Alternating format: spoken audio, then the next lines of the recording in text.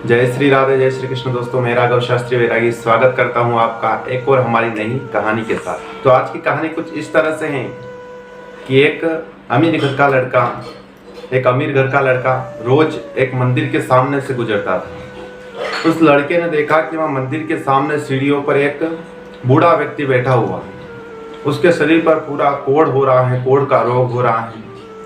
वह लड़का देख करके रोज चला जाता।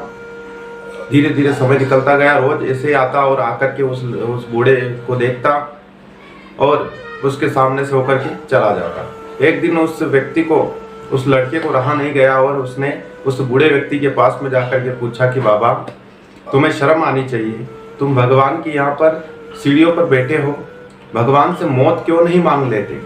तुम्हारा पूरा शरीर कोढ़ के रोग से बड़ा ही विचलित हो रहा है, तुम्हारे पास में कोई आना नहीं चाहता है, ऐसा शरीर हो रहा है तुम्हारा, फिर भी तुम यहाँ पर बैठ करके भगवान से जीवन मांग रहे हो हैं? तुम भगवान से मौत क्यों नहीं मांग लेते? इस तरह उस लड़के ने कहा। तो उस बूढ़े ने कहा, वो बूढ़ा कहने लगा कि बेटे सुनो, एक बात पूछता हूँ तुम्हें। बूढ़े ने कहा कि हमारे नगर में एक सेठ हुआ करते थे जो बहुत धनिक थे, आज से कुछ साल पहले।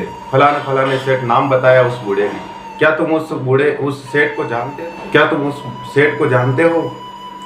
तो उस लड़के ने कहा कि जानता तो नहीं हूँ, मैंने उनके बारे में सुना है कि बहुत अमीर थे और कुछ समय के बाद में उनका अभी तक पता नहीं चला वो कहाँ गए, कहाँ रहते थे। पर वो सेठ बहुत धनिक थे और पूरे नगर में सबसे बड़े धनवान थे। उस बूढ़े ने कहा कि जानते हो वो सेठ कौन है? उस लड़के ने कहा नहीं। वो बूढ़ा कहता है कि वो सेठ मैं ही हूँ। मैंने जीवन भर अन्याय किया, पाप किया और बेईमानी करके मैंने बहुत सारा धन कमा करके एकत्रित किया और मैं भी तुम्हारी तरह इसी मंदिर के सामने से गुजरता था।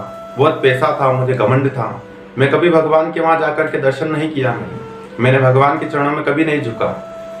मुझे अहंकार था कि मैं पैसे वाला हूँ और मेरे मंदिर में जाने की क्या जरूरत है। गरीबों को कुछ मानता नहीं था मैं।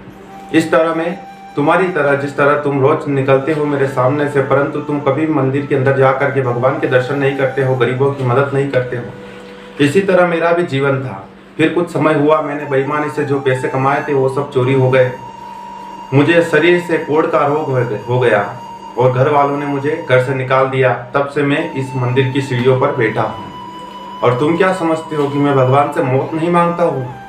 मैं रोज भगवान से मौत मांगता हूँ, परंतु मैं चाहता हूँ कि आज मैं जिस जगह हूँ कल तुम उस जगह ना आ जाओ। इसलिए मैं भगवान से प्रार्थना करता हूँ कि हे प्रभु, मुझे और कुछ समय के लिए जीवित रखना, ताकि लोग मुझे देख करके सीखे कि कभी बेईमानी नहीं करनी चाहिए और पैसों का कभी अहंकार नहीं करना चाहिए।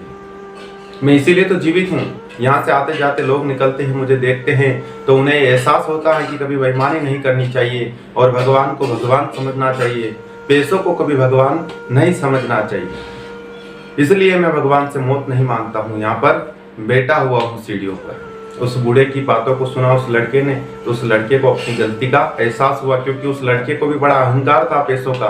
वो कभी भगवान के दर्शन नहीं करता था, अपने आप को ही सब कुछ समझता था। वो लड़का उसी दिन से उन बाबा से क्षमा मांगता है कि मैं आज के बाद में अहंकार नहीं करूँगा और बेईमानी नहीं करूँगा और भगवान को हमेशा प्रणाम करूँगा, उनका धन्यवाद करूँगा कि उन्होंने मुझे इस लायक बनाया है। दोस्तों, कहानी बहुत छोटी सी है, परंतु हमें यही सीख दे करके जाती है कि हमें जीवन में कभी बेईमानी नहीं करनी चाहिए, सत्यता पर रहना चाहिए, धर्म पर चलना चाहिए और भगवान को हमेशा धन्यवाद करना चाहिए कि हे प्रभु, आपने हमें इस लायक बनाया, वरना हम कहाँ इस लायक थे। और हमेशा ही गरीबों की मदद करनी चाहिए, किसी का मजाक हमें नहीं उड़ाना चाहिए। तो मिलते हैं अगली कहानी के साथ में, तब तक के लिए जय श्री कृष्ण, जय श्री राधे। और एक ही बात कहना चाहेंगे कि कर दिखाओ कुछ ऐसा कि दुनिया करना चाहे आपके जैसा।